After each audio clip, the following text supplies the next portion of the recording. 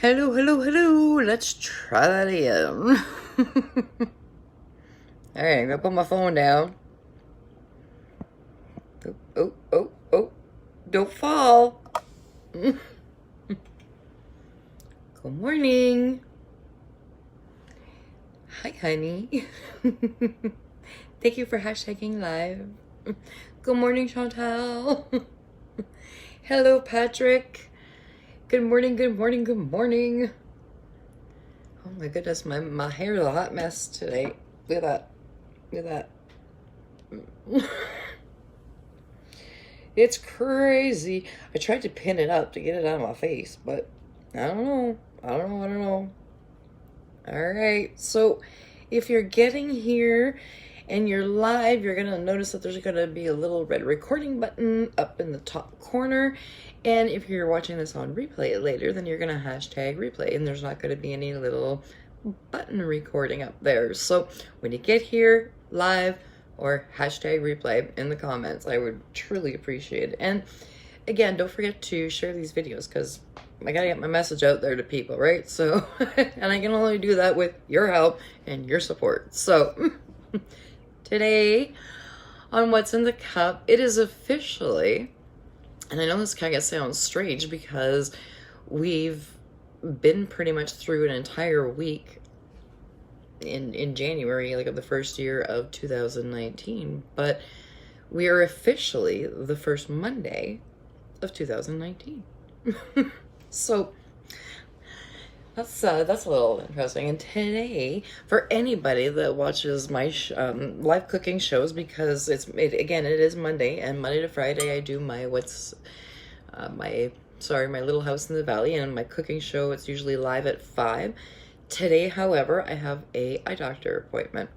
So I'm actually going to be there at 5 p.m.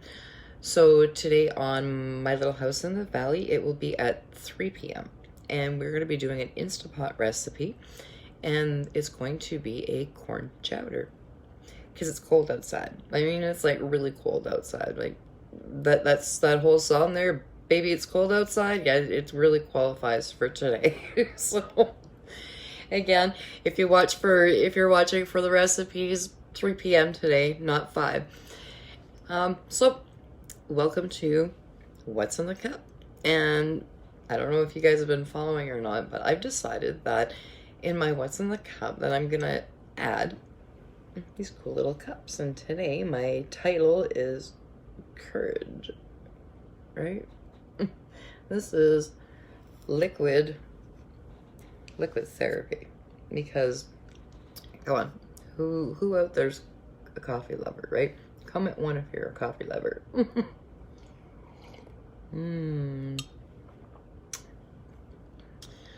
Or maybe you're a tea drinker. So if you're a tea drinker and not a coffee drinker, then comment 2. And today, because I don't know if everybody honestly knows exactly what it is that I do, and because I've added a whole bunch of new friends, I figured that this was a fantastic way to get out there and say hello to everyone, all my new friends. So for those of you who don't know, my name is Danielle Sims, and I am the author of Living Past Being a Victim. And I am also a home cook, and I do a live cooking show Monday to Friday at 5 p.m. usually, except for today, like I said, 3 p.m. because I have an eye doctor's appointment. And on there, I share different types of recipes. Usually my recipes are vegan, so I just want to let you guys know that, because we are trying to eat healthier and make a better 2019 all around. And I'm also, in 2018, I joined a brand new company. And that's pretty much what I'm also here to talk to you about today. But before I get to that, I want to talk about my message about courage, because here at What's in the Cup, I believe that a little therapy, whether it's liquid, mine's coffee. Man, that coffee's good. But I truly believe that everybody needs a boost every single day. And that's why I'm here, because on What's in the Cup, I want that to be the video that people type in when they get home or when they're having a hard day. I want you guys to be able to type in my name on Facebook, Danielle Sims, and know that I'm going to have something for you to help turn your day around, whether it's an encouraging message on What's in the Cup, or it's a healthy video, or it happens to be a joke. Okay, this morning I posted a pretty funny joke this morning about being how traffic, how did that go again? It was something along the lines about spot checks being more difficult because they're making you fold fitted sheets now. Right? So even if you just need a good laugh, I want to be that person for you. So today's message, again, because it's about courage, I thought it was really important because, again, as many of you know, I am a victim, and many of us out there have a past. And it's very difficult sometimes because of our past to find the courage to try something new. Believe me. I used to be the person that would hide from being on camera.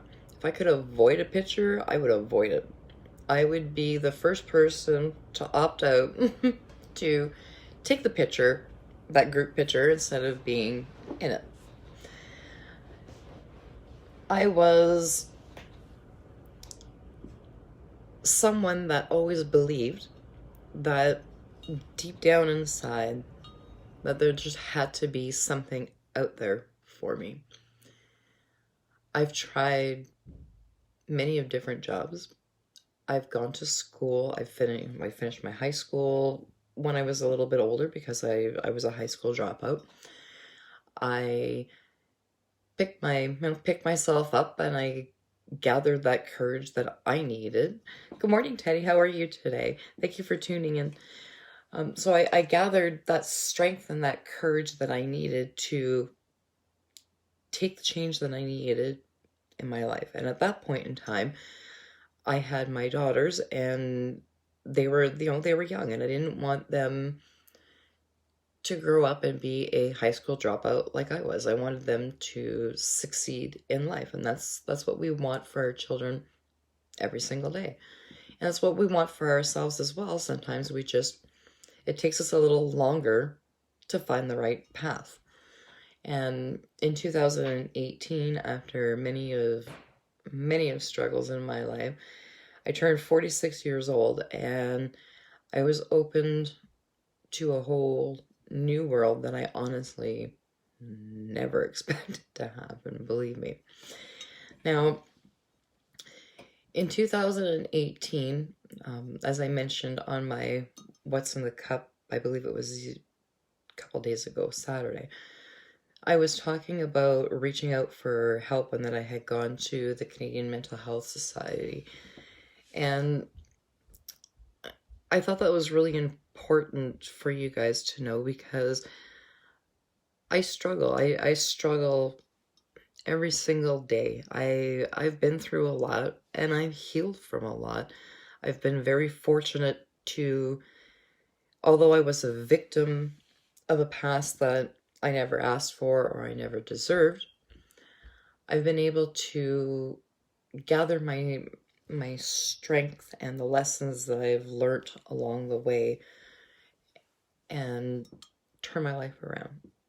And that's a really hard thing to do. If you come from a place that's very dark, it's hard to find that courage to move on. If you've been belittled all your life or told that you were never going to amount to anything, it's hard to believe in yourself, right? And comment one right now if you've ever been told that you're never going to amount to anything in your life. I know I have. And I was extremely thankful that 2018 finally rolled around. Years ago, when I was 16, my dad came in and out of my life, and he did that a lot. That's That's what he did. That was his thing. When we served a purpose for him because he was lonely and he had no one else, he'd pick up that phone and want to come home. When he had had enough or, found someone else and decided that he was going to move on with his life, he totally left Mom and I sitting in the background or tossing us to the curb like we were just next week's trash.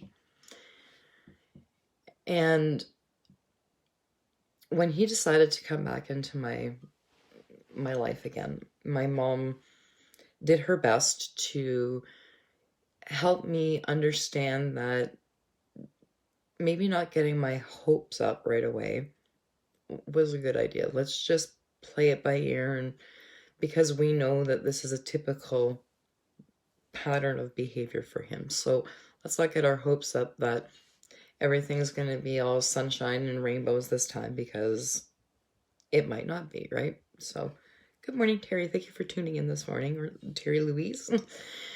So when, again, that moment came that, sure enough, Dad was moving on because he decided that he had found someone new. And, it was that was at his point in his life that he had just started with his AA program.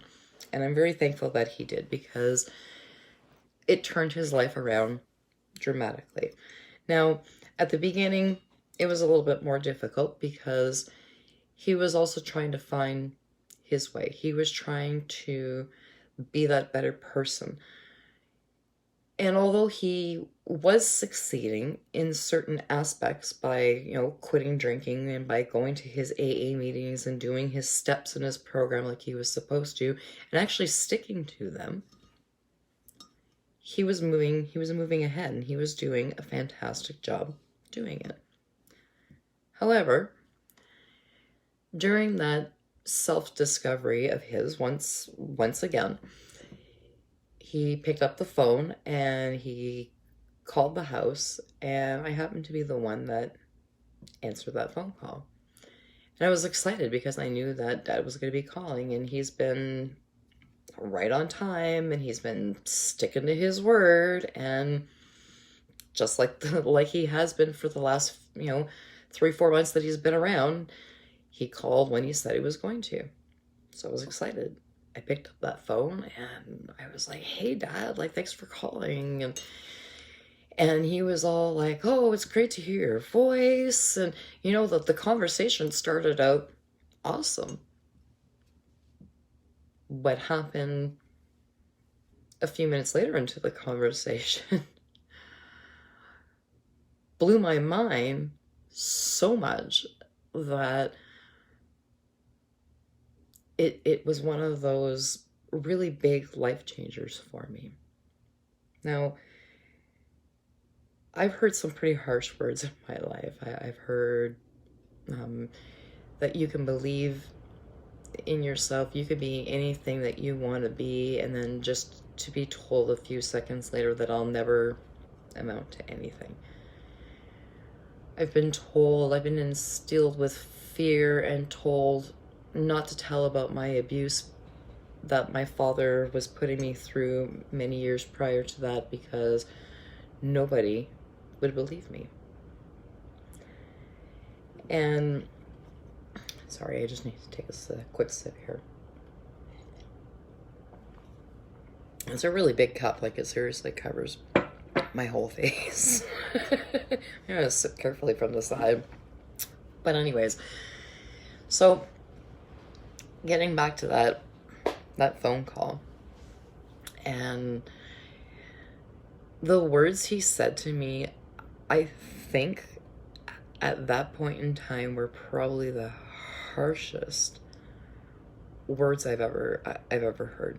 And believe you me, that man has said a lot of mean things to me in my life. The phone call ended with me crying to the point that I was shaking. I was having a nervous breakdown right there on the spot. Not gonna lie. My father told me that he was moving on, that he met somebody new and he was looking forward to starting his real family. All right. Those words stung a little, because what, am I not your real family? And last time I checked, I had the same DNA as you do, so, but whatever. I let that stab bounce right back. And then I said to him, well, that's, that's good. I hope that I will be able to be a part of this person's life as well, because I still want to be a part of yours. Good morning, Jennifer. How are you today? Welcome to What's in the Cup. So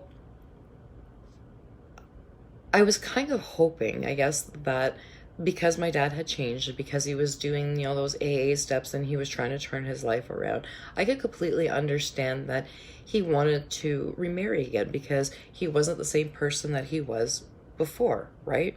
So I get that.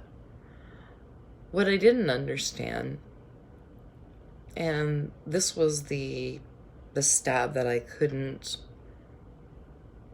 bounce back. This was the stab that penetrated the heart and brought me right down to my knees. It was the words of, I don't know how to actually tell you this, but I'm not your father. I've never been your real father. And your uncle is your real dad.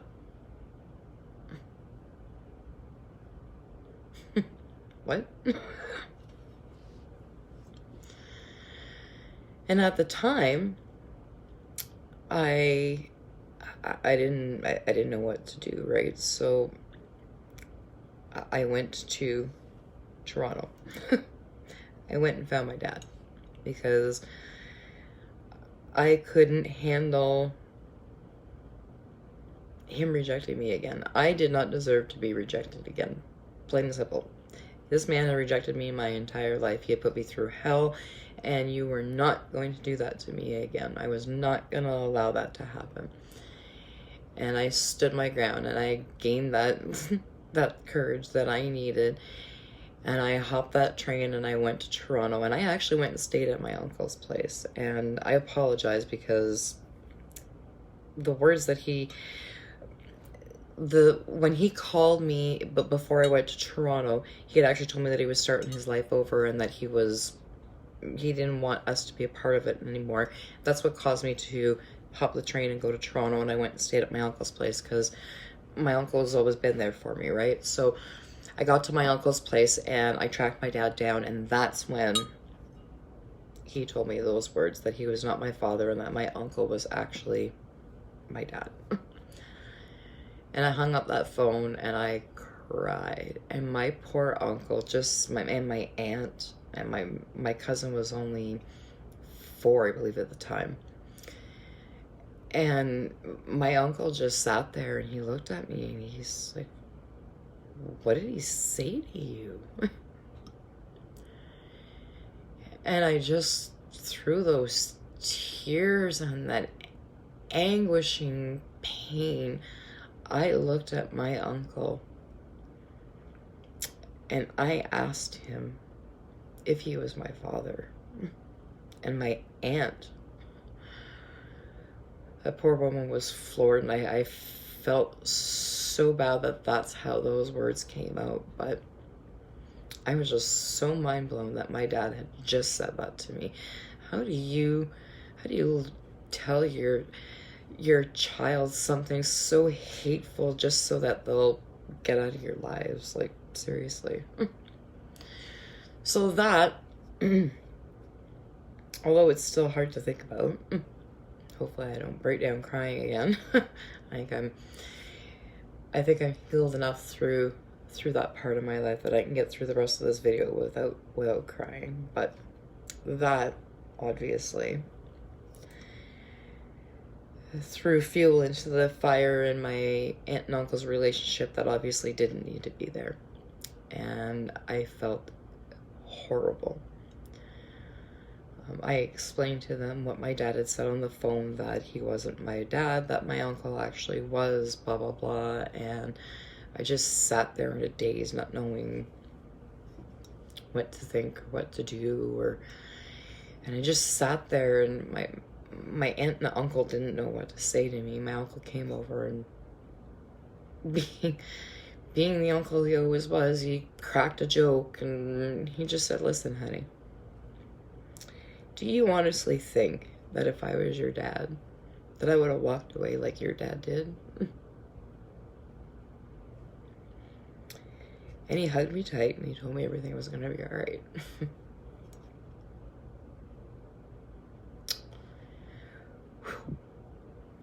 I promised I wouldn't cry.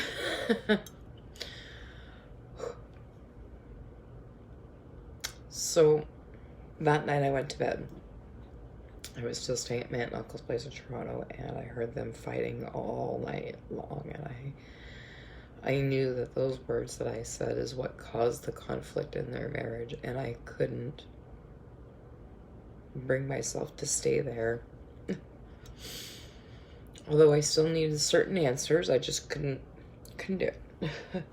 And I didn't want to go there to visit my uncle and my aunt and cause issues in their marriage. That was never my intention. I just wanted to get an answer from my dad, and well, I got it. And again, my mom had begged and pleaded with me not to do that, not to put myself through that, because she knew that it wasn't going to turn out good, and she couldn't be there to shield me from what I was about to take on. But I was 16 years old, and I was angry, and that anger just fueled my fire even more, and I just, nope, you are not gonna throw me away like yesterday's garbage anymore. I am done with that, and I am gonna be courageous enough to stand up and tell you so. Well, I never got those words out, because he said what he said to me and then hung up that phone and just left me hanging on the other end. So I went home. I changed my train ticket, because there were trains back then or whatever, and I left Toronto. I hopped the train and came back to Sudbury.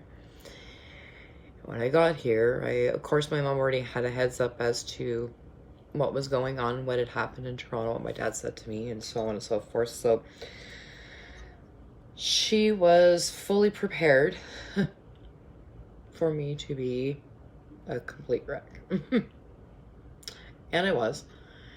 And I got home, and she didn't give me that "I told you so" speech. Or at least not right away. Which I'll always be grateful for, because that's not what I needed. I didn't need that "I told you so" speech. I needed that parent, right? And so she walked me through it as much as she possibly could, and a couple weeks went by, and I started to let go of the idea that my dad was actually going to be back in my life again.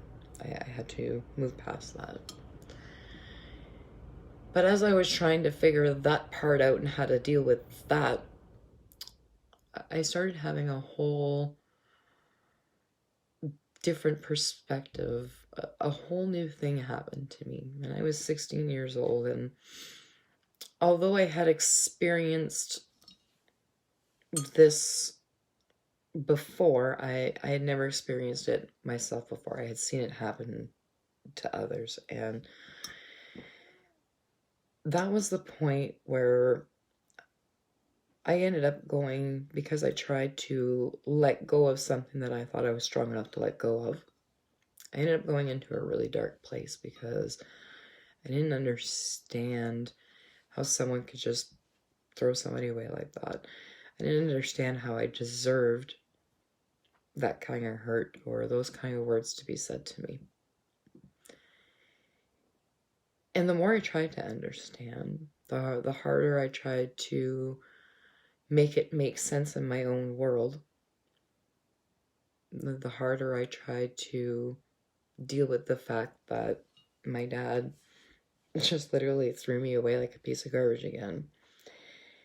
It hurt more. It hurt way more this time. And everything from the past really started to flood back. And although I had accepted the fact that my past was my past, and again, sorry, I'm gonna take a sip here. And again, I knew that my dad could not hurt me in that way anymore because that was a closed door that was never going to be opened again. I started really thinking about the things that he used to say to me, like I was never going to amount to anything, or that no one was ever going to believe me if I told them what he was doing to me. And the more I allowed those bad thoughts back in, the darker my life became. And it took me about a week, and I built up the courage, or what I thought was courage, to finally do something that I had watched my mom do for years. Because to me, that was the only solution that I had.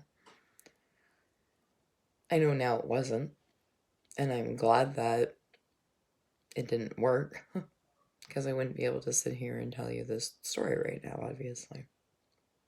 But for a week, I planned out my suicide.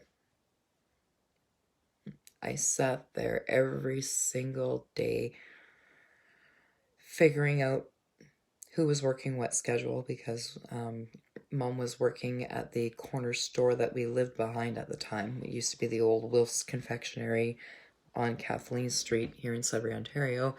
Now it's a bakery called Sweet Nothings. And we used to live behind there. And we all worked at the store. There was myself, Mom, and her girlfriend, Myra, at the time. His mom at that point was lesbian. And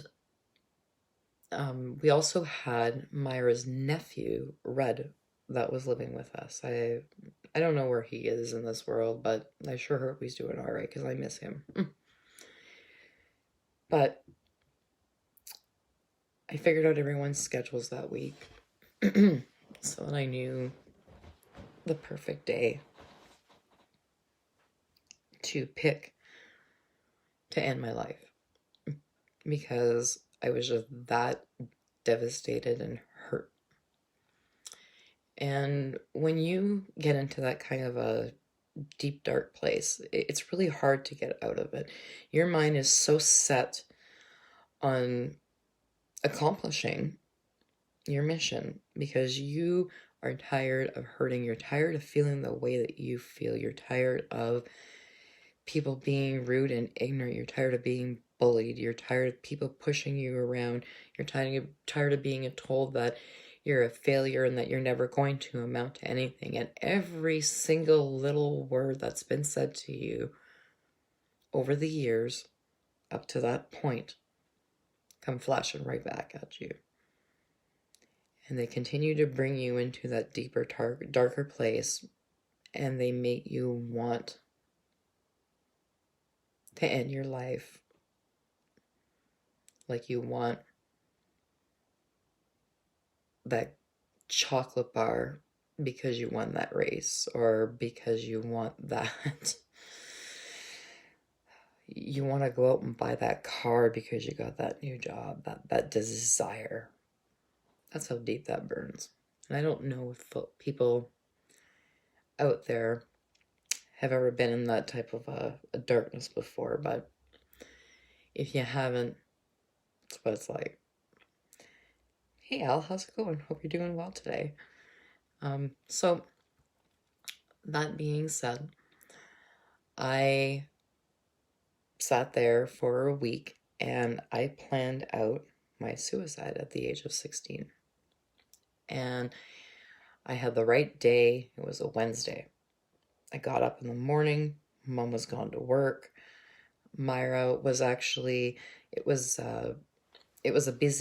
becoming the busy season. So they had some kind of a conference or something, if I'm not mistaken, or whatever. But anyways, they were doing extra fruit baskets because that was part of the business that was at the corner store where we work. So Mom and Myra were both at the store that morning, and Myra's nephew Rudd was asleep downstairs, and he worked graveyard shift, and he wasn't the type of person that, woke up very easily. So I didn't really have to worry too much about him.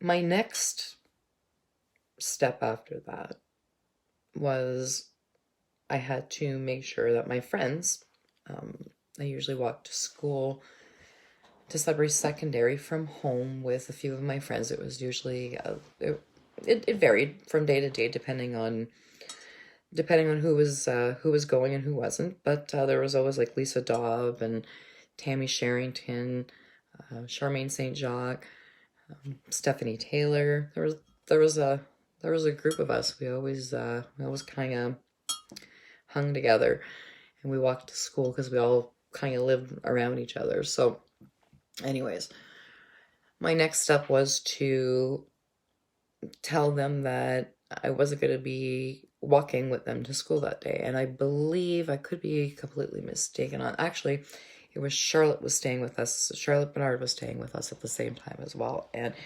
she had gone to school that morning, I believe. And I had told her that I'd be running late kind of thing or whatever. I woke up late, blah, blah, blah, blah, blah, and made excuses, right? So anyway, she went to school, and I waited to know that, I waited a half hour so that way there I know she wasn't going to turn around because she forgot something or whatever, whatever the case may be, blah, blah, blah. And that's when I grabbed my mom's pills because I thought that suicide was going to be the answer. And why did I think that? Because it was so dark in my mind. I finally understood how my mom felt every time that she popped those pills. I understood how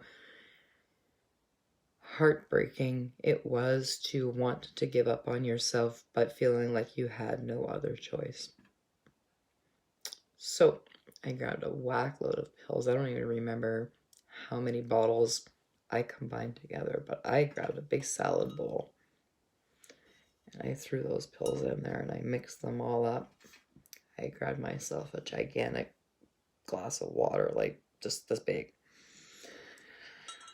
And I sat down at that kitchen table and my mind just went blank. And I grabbed my first handful of pills and I took them.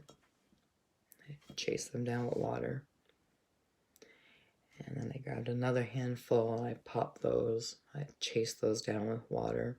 And I don't remember how many handfuls I actually took, but I do remember, and I know this is going to sound funny, but I do remember that because I knew that my mom was going to need some of her medication, because I was no longer going to be there and she was going to need to sleep, I made sure that I saved her some. So at least I was being thoughtful, right? Anyways, I don't know how many handfuls of pills I actually ended up downing that day, but when Rudd woke up, he said he was woken up by, it sounded like something had fallen on the floor, and his bedroom was in the basement, and where I was in the kitchen was right above his room. So it startled him, and he got up, and he looked around and didn't really notice anything out of place or out of the ordinary or whatever until he looked over towards the kitchen sink and the stove, and he saw my feet because I was laying on the floor, and that dropping noise, that's something that dropped, that was me. I don't remember getting up from the table. I don't remember why I got up from the table, but I did, and that's where he found me. And he, of course, or what I can only imagine, was in a panic, and he said he was shaking me, trying to wake me up, and I just would not respond. He picked up the phone, he called 911 right away, and then he ran to the side door, and he was banging on it because you could access the store, so he could access my mom and Myra that way. He was banging on that door, and Myra apparently opened the door, and that's when Red told him what was going on.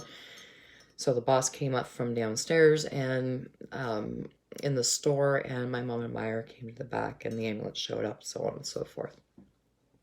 Now, I ended up at the hospital, and they pumped my stomach, and I don't remember any of that. Apparently, while they were pumping my stomach, there was an elderly lady in the emerge room beside me that they were trying to put in an IV into her arm.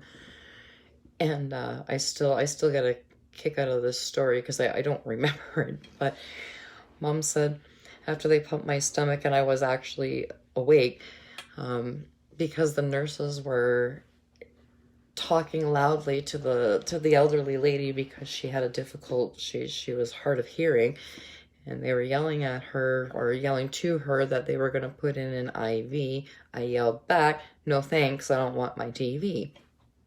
So, things I don't remember. I do remember, though, waking up briefly for, I don't even know how long, I can't really say how long the period of time was, but I'm going to say maybe half an hour. And I remember my family doctor standing there, and he was like, I just opened my eyes, and I was like, what is that noise? Like, what? Oh, stop it. There was my doctor standing there, and he looked at me and he went, "Bet you're not going to do that again, right?" I looked at him and I went, no, I won't. And then that was the last recollection I have until I woke up a week later, like fully alert, and actually remember, walking around at the Sudbury Algoma Hospital. I was in the teen ward, and I remember waking up and thinking my stomach was just killing me, like someone had just put steel-toe boots on or whatever and just heaved and kicked me in my gut, and I'm like, oh jeez. So I woke up and I was like, where am I? Because I had no idea. I was out. I have no recollection of that week whatsoever. I got up and I got out of my room and I went down the hallway, and I knew I was obviously not home and I was in the hospital. So I wandered down the hallway until I found a nurse's station, and then I started talking to them, and that's when I found out that I was there because I had attempted suicide, so on and so forth, and that they were going to be there to help me. And let me tell you, I'm glad that they did, because it's stories like that that I am able to sit here every day and tell you. And it's stories like that I'm going to be here every single day to continue to tell you. And believe me, I've got a lot of them. I've been through a lot in my life, and I just really want other people to understand that no matter what you've been through, there's always the other side. And the other side is whatever you want to make it. And in 2019, I was introduced to a company that is finally my fit. It's the company that helps me believe in myself every single day, that encourages me to go on and encourages victims, especially victims, to believe in themselves again, because it's one of the hardest things you're ever going to do in your life, is to put your crown on and believe in yourself, because it takes a lot of courage to do that, but you just need the right guidance. And I'm here to tell you that me, Danielle Sims, I am proof that you can change your life as well. You don't need to be that scared person anymore. What you need to do is to stop shutting those opportunities and allowing them to open your mind instead. So thank you very much for tuning in today to What's in the Cup. I'm gonna go continue with my liquid therapy, and I'm gonna get myself ready for what's in the sorry. I'm gonna get ready for my cooking show, which is gonna be at 3 o'clock today instead of 5, and we're gonna be doing an Instapot clam chowder recipe. Not clam chowder, blah blah blah blah. Where's my mind going? I'm doing an Instapot corn chowder recipe. So, clam chowder. I think I'm thinking of New Brunswick a little too much, right? So, here's to moving forward in 2019. Today is officially, like I said, the first Monday of 2019, and I want to be here to help you turn your life around. So if you're interested in learning more about how a person like myself, a victim of my past, and someone that's been through hell and back, has been able to take an opportunity to turn her life around, comment me and I will send you a message. Until then, enjoy the day and stay courageous, everyone.